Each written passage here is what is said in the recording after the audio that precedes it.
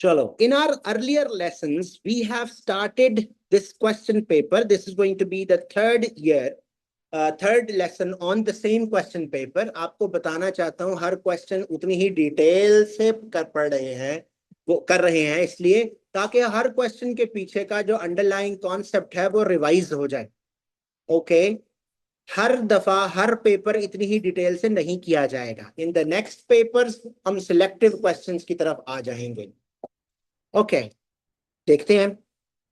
हमने question number 28 तक पिछले लेसन्स में डिस्कस कर लिया था. क्वेश्चन नंबर 29 देखते हैं. It's very noisy around here but stay with me. क्या करें, we have to make the best of what we have. लिखा हुआ है 29 सुपरपोजिशन. जी, सुपरपोजिशन वाले चैप्टर में से है और ये आपने पढ़ा हुआ है. Ali, the equation n lambda equal to d sin theta can be used with a diffraction grating. Diffraction grating आपके लेसन्स में डिस्कस हो चुका है. एकेडमी में सिर्फ डीसी सर्किट्स रह गया और stationery waves in an air column रह गया. बाकी सब चीजें कवर हो चुकी हैं. अगर आपने नहीं देखा तो उनकी रिकॉर्डिंग्स मौजूद हैं, आप मुझसे पूछ सकते हैं. To find the wavelength of a visible light, which quantity is not correct for use in this equation. मैं आपको याद करवा देता हूं, ये डिफ्रैक्शन ग्रेटिंग की इक्वेशन है. अगर आपको नहीं पता डिफ्रैक्शन ग्रेटिंग क्या है तो देखिएगा, एक ग्लास की या प्लास्टिक की एक पतली सी स्ट्रिप होती है, उसके अंदर छोटे छोटे सुराख समझने होते हैं. यहां से लाइट आ रही होती है. लाइट की एक पर्टिकुलर वेवलेंथ होती है लैम्डा. सामने एक स्क्रीन मौजूद होती है. स्क्रीन के ऊपर हमारे पास एक इंटरफेरेंस पैटर्न क्रिएट होता है. इंटरफेरेंस पैटर्न यानी ब्राइट और डार्क फ्रिंजेस क्रिएट होती हैं. इसमें जहां पर ब्राइट स्पॉट बन रहा होता है इसको हम जीरो ऑर्डर मैक्सिमा कहते हैं और इसके ऊपर जो फर्स्ट ब्राइट स्पॉट होता है ये है फर्स्ट ऑर्डर मैक्सिमा. जो इसके नीचे है ये second order maxima, sorry first order maxima है. इसके ऊपर फिर से डार्क स्पॉट्स और नीचे डार्क स्पॉट नजर आएगा, फिर ब्राइट स्पॉट नजर आएगा. This will be called the second order maxima. This will also be called the second order maxima. अगली बात, n stands for the order of maxima. Centre वाली लाइन से फर्स्ट ऑर्डर मैक्सिमा तक का जो angle है दैट इज थीटा. थीटा, जो दो सुराख है उनके दरमियान का गैप है स्मॉल डी.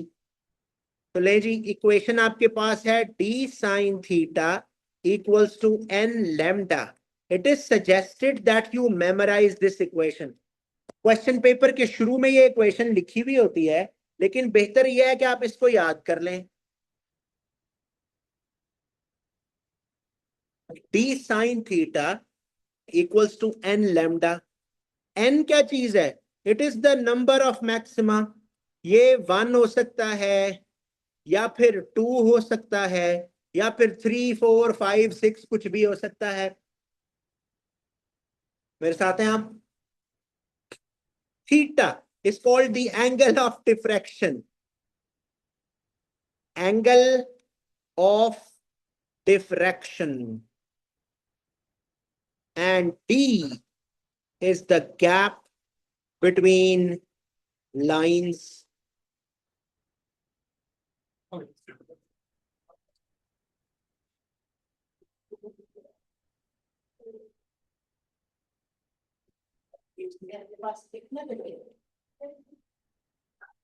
चलो, next, which quantity is not correct for use in this equation. देखते हैं D क्या चीज है.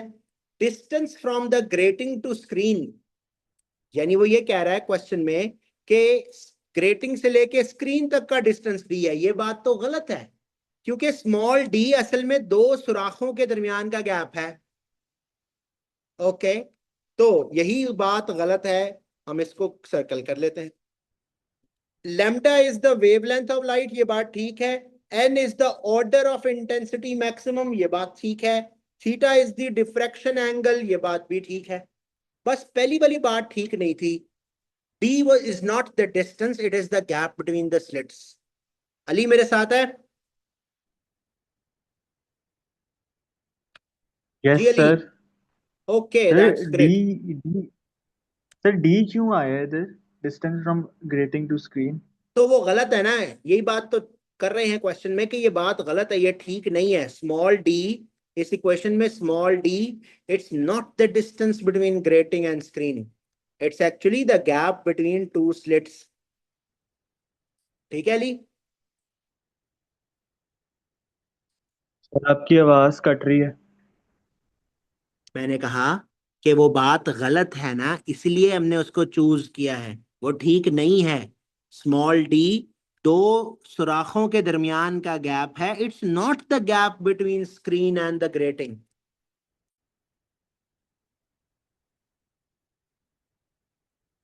अली आ रही मेरी आवाज? Yes sir.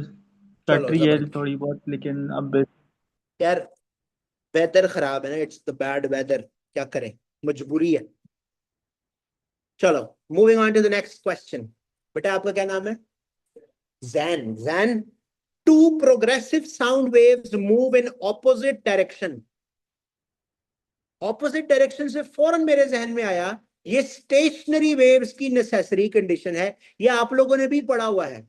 जब एक वेव ऐसे राइट की तरफ जाती है और एक और वेव ऐसे लेफ्ट की तरफ जाती है, और वो दोनों एक दूसरे के साथ इंटरफेयर करती हैं, तो एक स्टेशनरी वेव क्रिएट होती है।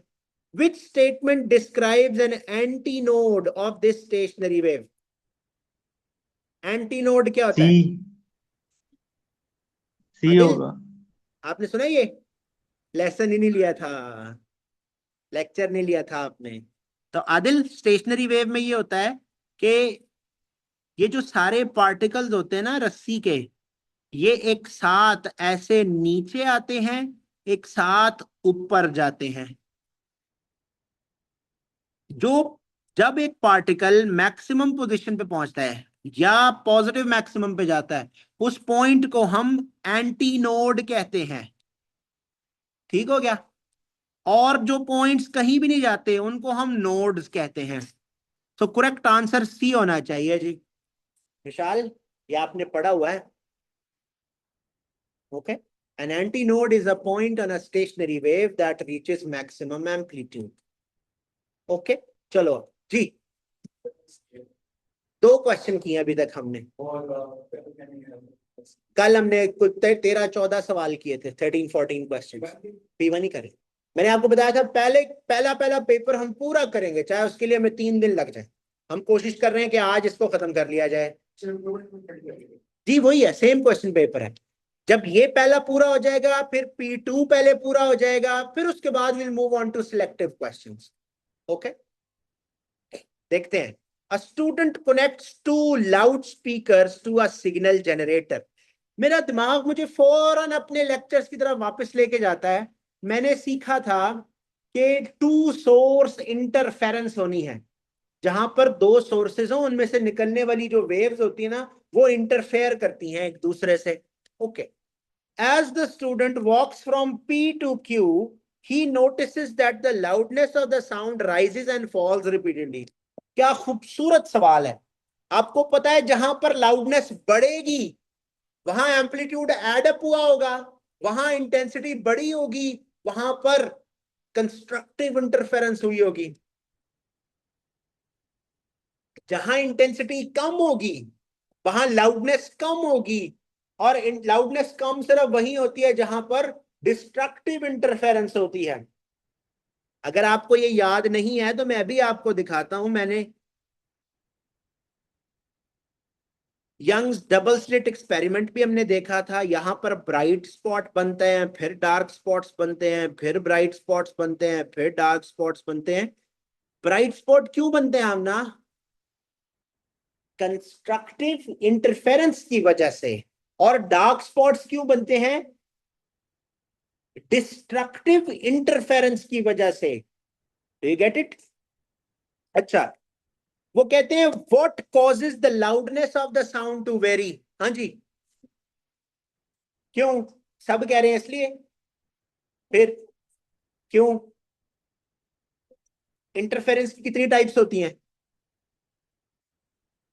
बस दो ही होती हैं। कंस्ट्रक्टिव और डिस्ट्रक्टिव। मुझे बताओ कंस्ट्रक्टिव इंटरफेरेंस कब होती है जी? हाँ, तो वहां ऐसा क्या हो रहा होता है कि कंस्ट्रक्टिव इंटरफेरेंस होती है? A crest falls on a crest और a trough falls on a trough। तो दोनों दोनों जब एड अप होते हैं तो एम्पलीट्यूड बढ़ जाता है। ये सब पेपर के सवाल है बेटा, डायरेक्टली एज इट इज पूछे जाएंगे। ओके ओके, तो करेक्ट आंसर क्या होगा आमना? सी। चलो that's great. Moving on to 32। अच्छा, the current in a resistor of constant resistance is 8 milli ampere. मुझे नहीं पता क्वेश्चन में क्या करना है, मैं हर एक चीज को बारी बारी आइडेंटिफाई करूंगा। 8 मिली एम्पेयर करंट है। The power dissipated by the resistor is P. Power dissipated is P. मैं फौरन पावर के फॉर्मूलाज याद कर लेता हूं। I into V, I square R, V square over R. Also power is equal to energy over time, ये भी शायद यूज हो सकता है, मुझे नहीं पता। करंट की बात हो रही है तो ये भी यूज हो सकता है, ये भी यूज हो सकता है, पता नहीं। The current in the resistor is increased to 12 milli ampere. एक करंट पहले था I1, अब करंट है I2। What is the new power dissipated by the resistor? Take 1 minute, think about it. फिर से इसको पढ़े, हर लफ्ज का मतलब बनाने की कोशिश करें। पहले करंट इतना था, अब करंट इतना हो गया है, बताओ पावर पे क्या असर हुआ होगा? वही रेजिस्टर है जो पहले था। This is my hint. कौन सा फॉर्मूला यूज होगा?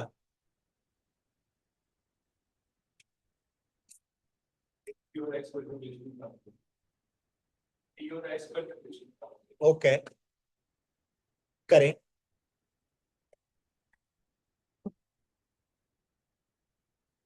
कौन सा फॉर्मूला यूज होगा विशाल? कोई भी कर ले। फिर? हाँ, कोई भी नहीं होगा।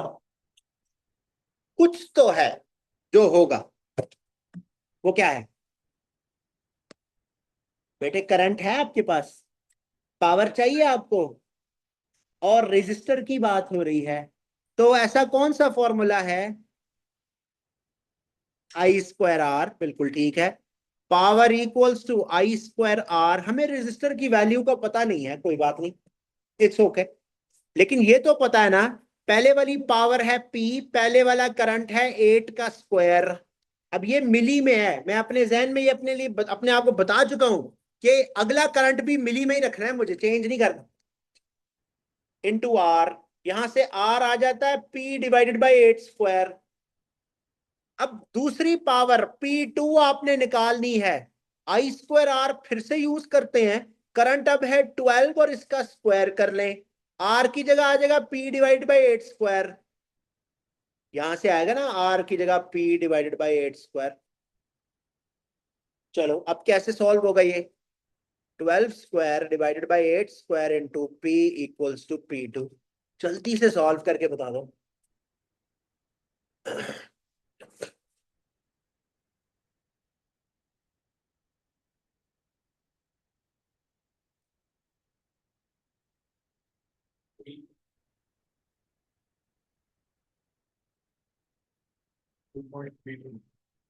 2.3 पी क्या रहा है जी? लेडीज क्या कहती हैं? 2.3 पी आ गया। क्या आपसे ये क्वेश्चन दोबारा रिप्रोड्यूस हो सकेगा अगर कभी आ गया तो? देखो मैंने कैसे आइडेंटिफाई किया था कि क्या करना है। मैंने सोचा कि पावर का जिक्र हो रहा है और करंट का जिक्र हो रहा है, और फिर से वो कहता है नई पावर बताओ कितनी है जब करंट इतना हो जाए। तो मुझे कोई फॉर्मूला सोचना था ना जिसमें पावर और करंट दोनों आते हैं, है ना?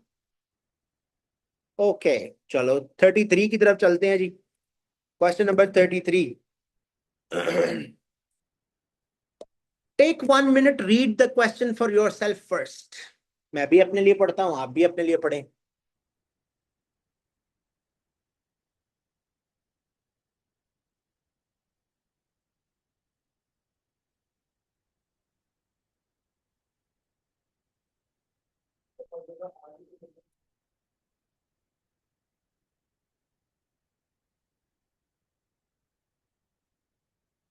Piece of wire X has resistivity rho.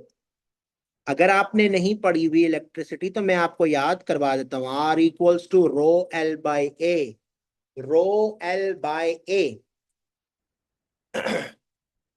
Length को कैपिटल एल से शो करते हैं।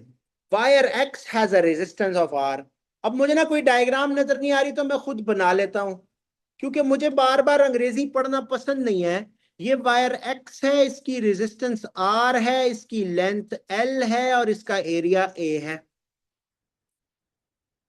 अच्छा, a second piece of wire Y is made of a different metal। अच्छा भाई, डिफरेंट मेटल है, डिफरेंट मेटल, लेकिन कह रहा रेजिस्टेंस उसकी वही है जो कि पहले वाले की थी। मेटल डिफरेंट होने का मतलब है कि ये जो रेजिस्टिविटी आपको नजर आ रही है, ये वाली, ये मुख्तलिफ होने वाली है। ओके, चलो। But has twice the length of x. पहले अगर एल था, अब लेंथ हो जाएगा 2l। Okay, which row gives possible values for resistivity and cross sectional area of Y। ऐसे बेशुमार सवाल आएंगे जिसमें दो चीजों को कंपेयर किया जा रहा होगा। आप आइडेंटिफाई कर सकते हैं, x is being compared with y, x is being compared with y। आपने हमेशा यही करना है, आइडेंटिफाई करें उन दोनों के लिए सेम क्या चीज होगी। इन दिस केस सेम क्या है, रेजिस्टेंस सेम है। तो क्या मैं ऐसे लिख लूं, resistance of X should be equal to resistance of Y. हो सकता है। ओके, रेजिस्टेंस की जगह लिख सकते हैं resistivity multiplied by length over the area. इसी तरह आर वाई की जगह लिख सकते हैं रेजिस्टिविटी 2 मल्टीप्लाइड बाय, अब लेंथ देखो उसकी बता दी गई है कि वो 2l है और इसका एरिया है A2। हमें क्या करना है, रो 2 और A2 इनकी वैल्यूज को जज करना है, बताना है कि वो क्या होनी चाहिए कि दोबारा सेम आंसर आ जाए जो पहले था।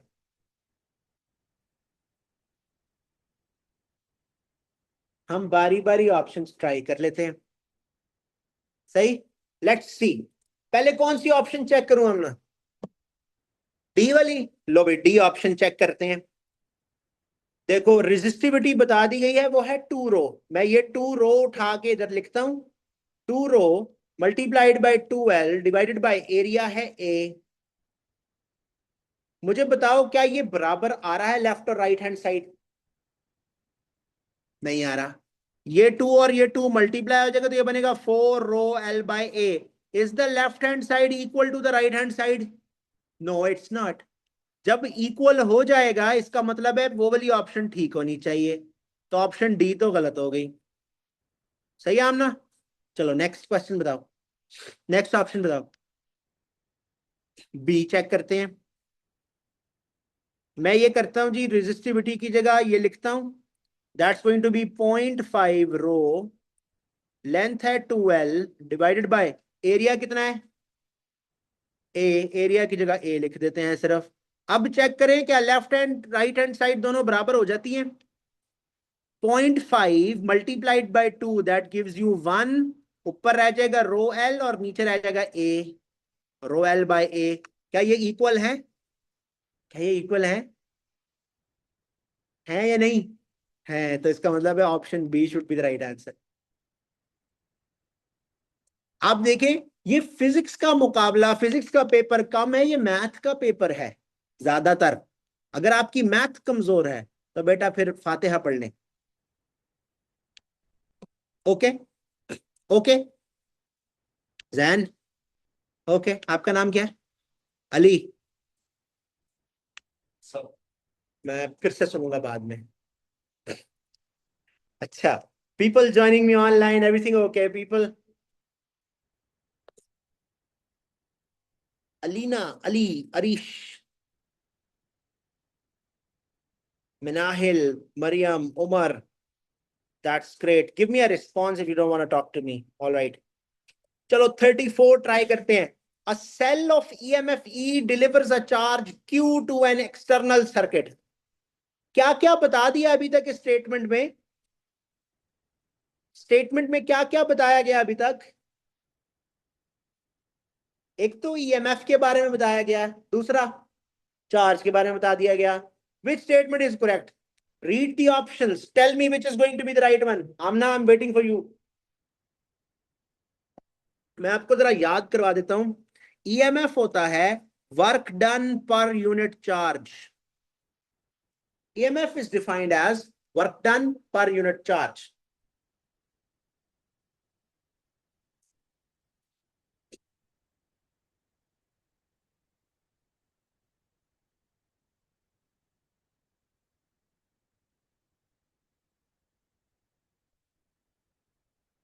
जी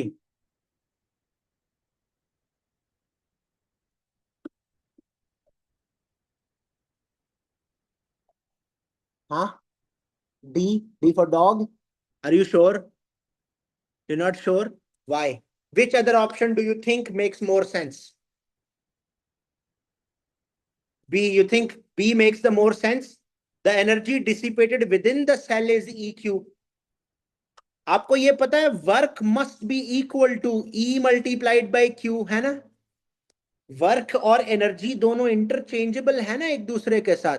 इसका मतलब है कोई ऐसी ऑप्शन होनी चाहिए जो एनर्जी से रिलेटेड हो, है ना? तो सी तो एलिमिनेट हो गया. अब मुझे बताएं, एक सेल जो काम करता है, सेल के अपने अंदर भी एनर्जी इस्तेमाल होती है और सेल के बाहर भी एनर्जी इस्तेमाल होती है. अगर मैं कहूं किसी सेल का EMF 9 वोल्ट्स है, तो क्या ये 9 वोल्ट सारे का सारा सेल के बाहर मिलता है, सारा अंदर मिलता है, या मिला के मिलता है? मिला के मिलता है. तो सेल जो टोटल एनर्जी प्रोड्यूस करेगा, अंदर वाली और बाहर वाली मिला के इतनी होनी चाहिए. Do you understand that? This is the energy that the cell produces. EMF multiplied by Q. और ये वो एनर्जी है जो सेल मैक्सिमम प्रोड्यूस कर सकता है. मेरी तनख्वाह अगर 1000 रुपए है, तो मैं मैक्सिमम कितने पैसे प्रोड्यूस कर सकता हूँ? 1000 रुपए. अब उन 1000 रुपए में से बिजली का बिल भी आ सकता है, मैंने अपने लिए चीजी भी खानी है, लॉलीपॉप जो जो कुछ भी खाना है, वो सब मुझे उसी 1000 में से बनाना है. इस तरह अगर ये सेल की टोटल एनर्जी है, तो सेल अपने अंदर भी इसी में से थोड़ा सा पार्ट इस्तेमाल करेगा, रिमेनिंग सारा सेल के बाहर अवेलेबल होगा. तो करेक्ट आंसर क्या होना चाहिए आमना? डी होना चाहिए. D for dog. ठीक है आदिल? ओके. स्कूल में पढ़ा आपने, है ना? स्कूल के टीचर कौन से थे आपके? मैं भूल गया. ओके. ISL के हैं आप, इसका मतलब है. ओके. आप लोग भी ISL के हैं? सिटी रावी, नौशेर, तो मेरे पास क्या करने आए हैं आप? उधर जगह नहीं थी तो इधर जगह मिली, आपने किधर आ जाए? 60 थे मेरी क्लास में. नहीं नहीं, मैं कह रहा हूँ इधर क्या करने आए हैं? जो आपकी तो कैरी होगी होगी उधर. नहीं, चले. ओके, आगे चलते हैं. लिखा हुआ है the diagram shows a circuit with a battery of electromotive force which is 60 volt. 60 volt and negligible internal resistance, a 20 kilo ohm resistor, a thermistor and a voltmeter. बहुत सारी लंबी चौड़ी डिस्क्रिप्शन है. ओके. कहता है 20 किलो ओहम का resistor है. ये है 20 किलो ओहम का. Kilo means 1000. Okay. Resistance of the thermistor is 20 kilo ohms. Thermistor की जो रेजिस्टेंस है वो भी 20,000 है. The temperature of the thermistor decreases and this causes its resistance to change by 50%. Thermistor क्या होता है? O level thermistor.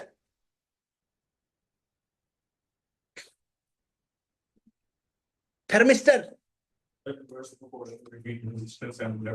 ऐसा रेजिस्टर होता है जिसकी रेजिस्टेंस टेम्परेचर के साथ इनवर्सली प्रोपोर्शनल होती है. ओके. तो उसने हमें कह दिया है कि उसका टेम्परेचर डिक्रीज हुआ. टेम्परेचर डिक्रीज हुआ तो रेजिस्टेंस बढ़नी चाहिए ना, बढ़नी चाहिए ना। पहले थी 20,000, तो उसका 50% कितना होता है?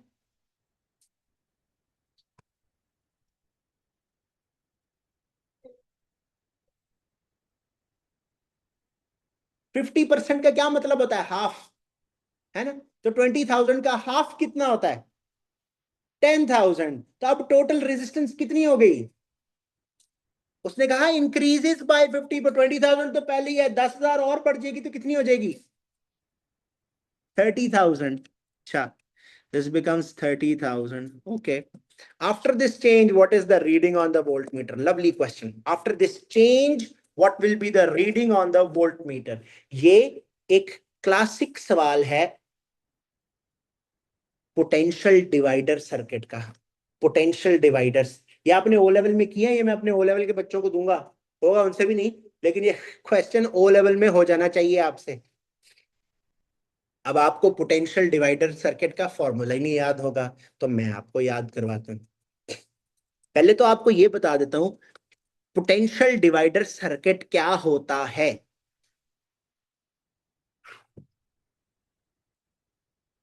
क्या आपको पता है ये एक सीरीज सर्किट है या पैरेलल है?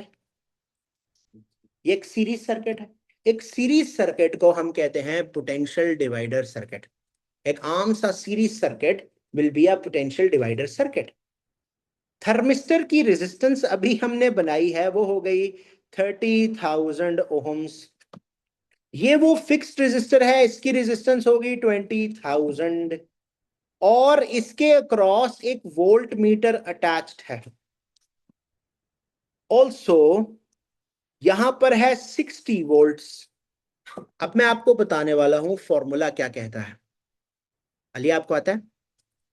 आदिल, फॉर्मूला लो भाई, सुनो ध्यान से सुनना, ऐसे सुन लो कि दोबारा कभी सुनने की जरूरत ही ना पड़े। ये है वोल्ट मीटर, और अगर हमें इसकी रीडिंग चाहिए ना, मैं उसको वी आउट कह देता हूं। V out is equal to, जिसका वोल्टेज चाहिए उसकी रेजिस्टेंस ऊपर रखें, टोटल रेजिस्टेंस नीचे रख दें, मल्टीप्लाई कर दें टोटल वोल्टेज के साथ। इस फॉर्मूला का प्रूफ भी है, लेक्चर्स में वो देख सकेंगे आप। अभी के लिए सिर्फ इस फॉर्मूला को मेमोराइज कर लें। जिसका वोल्टेज चाहिए उसकी रेजिस्टेंस ऊपर रखें। तो मुझे बताएं, reading on the volt meter चाहिए ना आमना, तो मुझे ऊपर किसकी रेजिस्टेंस रखनी चाहिए? 20,000। जिसका वोल्टेज चाहिए उसकी रेजिस्टेंस ऊपर, टोटल रेजिस्टेंस नीचे। टोटल कितनी है? बेहतरीन, शाबाश। 50,000 मल्टीप्लाइड बाय टोटल वोल्टेज कितना है? 60। You solve this, what do you gate?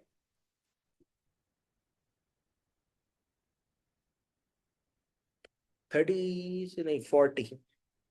कितनी? 24,000 तो नहीं होगा, 24 वोल्ट होगा सिर्फ।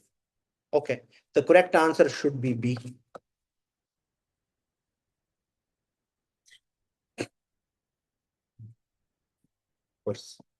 मेरे से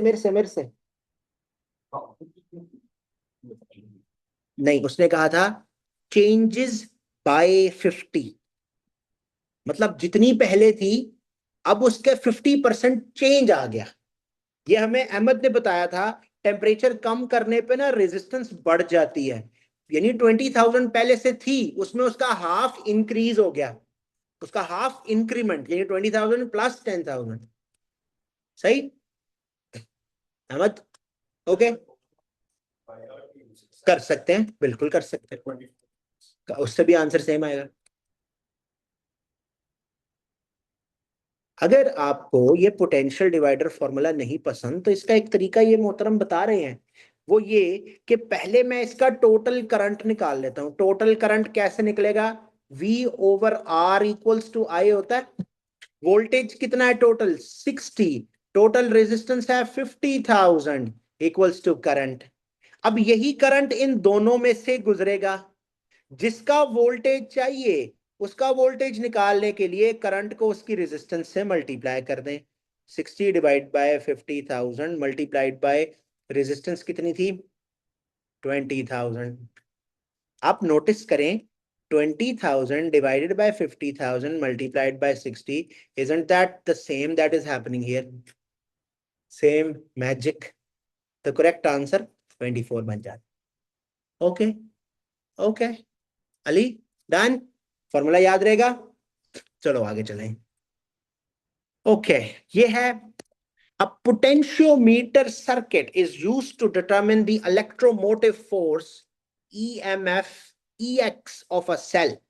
The circuit includes a second cell of known EMF E naught and the negligible internal resistance and a uniform resistance wire PQ of known length. EX is less than E naught. Okay.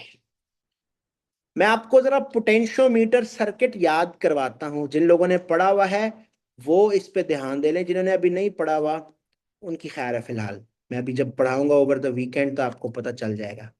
Imagine करें ये मेरे पास एक cell है। In this case इसका नाम हमने रखा हुआ है ई नॉट, और ये एक तार है। इस तार के साथ हमें एक सेल और लगाना है, और एक गैल्वेनोमीटर लगाना है, और एक मूवेबल वायर लगानी है। जरूरी बात यह है कि दोनों सेल्स के पॉजिटिव टर्मिनल्स एक साथ होने चाहिए, एक ही साइड पे। ये जो सेल EX है ना, ये इस येलो वाली वायर की एक छोटी सी लेंथ के अक्रॉस अटैच होना चाहिए, पूरी लेंथ के अक्रॉस नहीं। ये जो येलो वाली तार है इसकी एक टोटल लेंथ है L और इसकी एक रेजिस्टेंस है R। ओके, अब इस तरह के सर्किट को हम पोटेंशियोमीटर सर्किट कहेंगे। पोटेंशियोमीटर सर्किट ये दो सेल्स को कंपेयर करने के लिए इस्तेमाल हो रहा है। The potentiometer circuit is being used to compare the EMFs of two cells. ये जो E नॉट है ये पूरा इस येलो वाली तार में इस्तेमाल हो रहा है, जबकि EX इस छोटी सी लेंथ के अक्रॉस अटैच्ड है। Then EX will be directly proportional to small l. इनको दोनों रिलेशनशिप्स को हम डिवाइड करते हैं। E naught divided by EX equals to L divided by small l। ये फॉर्मूला हमारा पोटेंशियोमीटर फॉर्मूला बन जाता है। इसमें गैल्वेनोमीटर, ये जो डिवाइस है गैल्वेनोमीटर, इसका काम ये होता है कि हमें इस मूवेबल जंक्शन को, ये जंक्शन मूवेबल है, आगे या पीछे मूव करके देखना होता है कहां पर गैल्वेनोमीटर की रीडिंग 0 आ रही है। जहां 0 आती है हम स्मॉल l मेजर करते हैं इस फॉर्मूला की मदद से। इस पूरे काम का मकसद होता है हम EX फाइंड करना चाहते हैं, यानी किसी अननोन सेल का EMF फाइंड करने का ये तरीका होता है। It's not very easy. अगर आपने ये पहले नहीं पढ़ा हुआ तो I am not expecting you to understand ये जो मैंने 2 मिनट में बोला है। Don't worry, over the weekend हम जब अपने पास ये चैप्टर कंटिन्यू करेंगे होपफुली उसमें चीजें कवर हो जाएंगी। जिन लोगों ने पहले पढ़ा हुआ है शायद वो इससे जरा बेहतर रिलेट कर सकते हो। हाँ जी, पढ़ा हुआ पहले, चलो देखते हैं। अब आपसे कहते हैं विच circuit is suitable for determining EX। Suitable for determining EX, दोनों के पॉजिटिव पॉजिटिव एक साइड पे होने चाहिए। ओके, और E नॉट बड़ा है, उसने हमें क्वेश्चन में बताया है जी E नॉट बड़ा है, EX इज लेस। तो E नॉट जो बड़ा EMF है वो बड़ी तार के क्रॉस होना चाहिए। देखें कहां कहां पर E नॉट बड़ी तार के क्रॉस लगा है। ऑप्शन ए में है, आप देखें E naught is attached across the longer wire. Okay, option C में E naught is again attached across the longer wire. That's great, ये भी हो सकता है। ऑप्शन डी में E naught is attached across the longer wire, ये भी हो सकता है। ऑप्शन सी में ना एक मसला है, ये जो गैल्वेनोमीटर है ना ये बड़े वाले सेल के साथ लगा हुआ है। हम ऊपर जाके देखते हैं गैल्वेनोमीटर छोटे वाले सेल के साथ लगा होना चाहिए। लो भाई, ऑप्शन सी भी एलिमिनेट हो गई। ठीक है, ऑप्शन ए में क्या मसला है?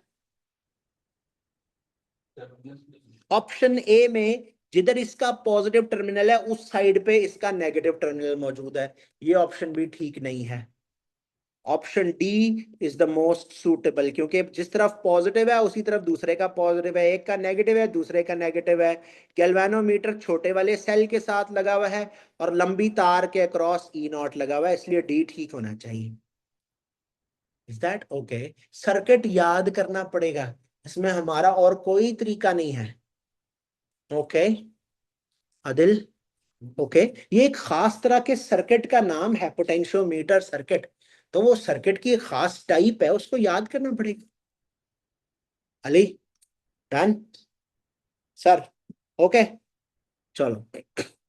Question number 37. The principle of conservation of which two quantities are associated with Kirchhoff's first and second law? अब आपने किरचॉफ के लॉज अगर पढ़े हो, किरचॉफ के लॉज, अली है और अरीश है, बाकी दोनों बच्चे मेरे हैं जी। अगर आपने किरचॉफ के लॉज पढ़े हो जी, तो किरचॉफ के दो लॉ होते हैं, एक पहला और एक दूसरा। पहले लॉ में चार्ज कंजर्व होता है, दूसरे लॉ में एनर्जी या वोल्टेजेस कंजर्व होते हैं। तो देखें ऑप्शन कौन सी है। फर्स्ट लॉ है चार्ज और energy. Okay, the principle of conservation of which two quantities are associated with Kirchhoff's first and second law? First, physics के कुछ 4-5 लॉज हैं। Law of conservation of energy, law of conservation of charge, law of conservation of linear momentum, law of conservation of angular momentum. Energy और मास को मिला के एक ही law बनाया जाता है। तो जो फर्स्ट लॉ होता है ना, वो चार्ज की कंजर्वेशन के बारे में बताता है, जो सेकंड लॉ है वो एनर्जी की कंजर्वेशन के बारे में बताता है। तो करेक्ट आंसर क्या होना चाहिए 37 का? ए।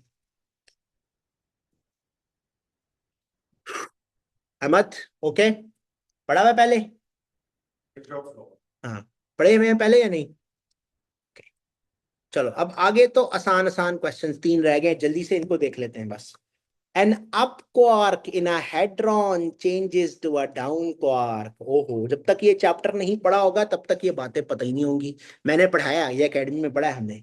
हेड्रॉन्स वो होते हैं जिनमें 3 क्वार्क्स होते हैं। अप क्वार्क चेंज होके डाउन क्वार्क बन चुका है भाई। Up has converted to a down. The elementary charge is E. What is the magnitude of the change in the charge of the hadron? कितना चेंज आया होगा? चेंज, अप क्वार्क का charge होता है +2/3e, डाउन क्वार्क का charge होता है -1/3e। अब इन दोनों का डिफरेंस आपने निकालना है, तो कितना डिफरेंस आ रहा है?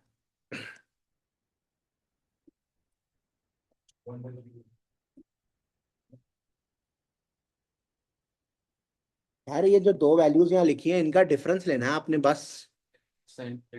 हाँ, 2/3e -1/3e, माइनस माइनस से मल्टीप्लाई होगा, ये प्लस बन जाएगा। 2/3e plus 1/3e, that gives us 3/3e। The answer should B 1e। Correct answer इसका सी होना चाहिए। Is that okay? ये आपको अगर इनके चार्जेस याद होते तो आप ये अटेम्प्ट कर सकते थे, चार्जेस याद करने पड़ेंगे। मेरी कोई गलती नहीं है इसमें, सिलेबस की रिक्वायरमेंट है तो करना पड़ेगा। फिर a nucleus of magnesium 23 decays to form a nucleus of sodium. अच्छा, sodium 23 emitting a beta positive particle and a particle X. अगर बीटा पॉजिटिव डिके हमें याद हो तो पता होगा, ये होता है जी एक तरह का एंटी मैटर। एंटी मैटर को बैलेंस करने के लिए इसके साथ एक मैटर क्रिएट करना चाहिए। बीटा पॉजिटिव जैसा ही एक मैटर पार्टिकल कौन सा होता है जिसका मास उतना ही हो जितना बीटा पॉजिटिव का है, ना कोई मास नंबर हो ना कोई चार्ज नंबर हो।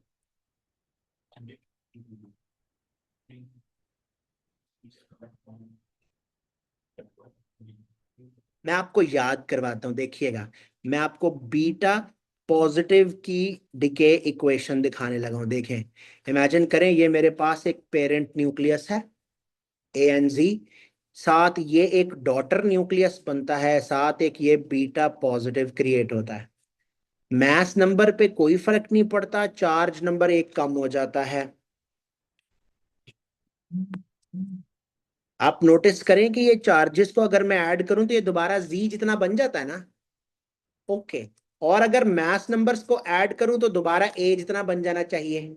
मतलब मैसेज और चार्जेस तो बैलेंस हो गए, मैथ नंबर्स और चार्ज नंबर्स बैलेंस हो गए। ओके। अब ये चूंकि एक एंटी मैटर है ना, ये अकेला पैदा नहीं हो सकता। इसके साथ एक ऐसा पार्टिकल क्रिएट होना है जिसका ना तो मैस हो ना ही चार्ज हो, ना मैस नंबर हो ना ही चार्ज नंबर हो, क्योंकि वो तो ऑलरेडी बैलेंस्ड है ना। मैस नंबर्स देखें, a plus zero is equal to A, वो तो ऑलरेडी बैलेंस्ड है। z minus one plus one equal to Z, वो तो ऑलरेडी बैलेंस्ड है। मतलब कोई ऐसा पार्टिकल क्रिएट हो जिसका ना मैस नंबर हो ना चार्ज नंबर हो। लेकिन ये चूंकि एंटी मैटर था, इसके साथ एक मैटर क्रिएट होना चाहिए। Now think of a particle जो बीटा पॉजिटिव जैसा ही होता है, बस ना कोई मैस है ना कोई चार्ज है। उसका सिंबल ये होता है, that's called an electron neutrino. Electron neutrino. तो करेक्ट आंसर ये होना चाहिए। इलेक्ट्रॉन इसलिए नहीं पैदा हुआ क्योंकि चार्जेस भी बैलेंस्ड हैं और मास नंबर्स भी बैलेंस्ड हैं। इलेक्ट्रॉन पैदा हो जाता तो चार्जेस अनबैलेंस्ड हो जाते। Does that make sense? चलो लास्ट क्वेश्चन है। A nucleus of this what ever uranium decays in stages by emitting alpha particles and beta negative, eventually forming a nucleus of this. Okay, how many alpha and how many beta are emitted during the decay chain? I have no idea how to do this, but I'm going to show you my thought process. क्या होना चाहिए? Let's see. Uranium 238 and 92 है, और eventually हमें बनाना है lead 206 and 82। ध्यान से देखते हैं। मैं इसमें से एक अल्फा अगर निकाल दूं, एक अल्फा निकालने से मास नंबर 234 हो जाएगा, चार्ज नंबर 90 हो जाएगा। एक अल्फा और निकाल दूं तो ये बन जाएगा 230 और 88। एक अल्फा और निकाल देता हूं तो ये बन जाएगा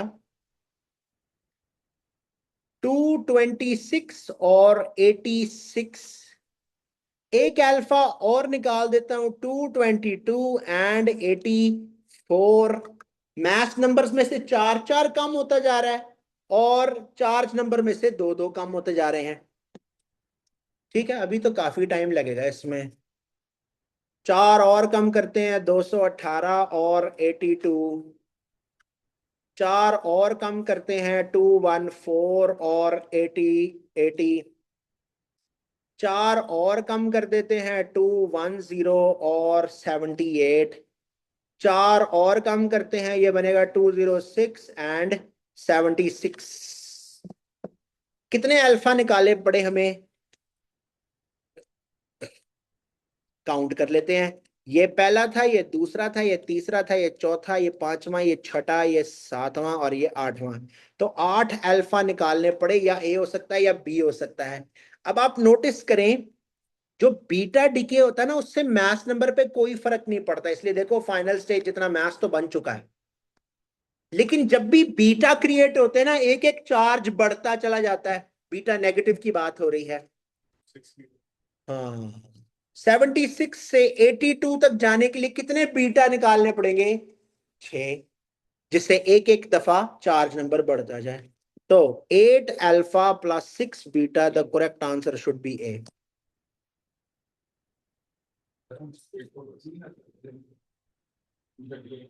कर सकते हैं, बिल्कुल कर सकते हैं, क्योंकि अल्फा से ही मास नंबर चेंज होता है ना। आप देखो 238 से 206 को सब्ट्रैक्ट कर दो, 32 आ जाएगा। 32 डिवाइड बाय 4 करोगे तो पता लग गया 8 अल्फा निकले होंगे।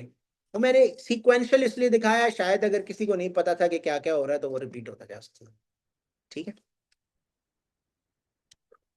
आखिरकार अल्लाह अल्लाह करके ये पेपर खत्म हुआ है।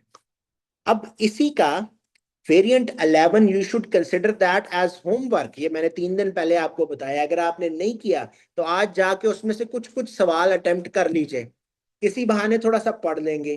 नेक्स्ट क्लास में वेरिएंट 11, नेक्स्ट क्लास में विल स्टार्ट इसी का पेपर 2, विंटर 25 पेपर 22 ये शुरू करेंगे। मैं आपके ग्रुप में उसको सेंड कर दूंगा उसका पीडीएफ।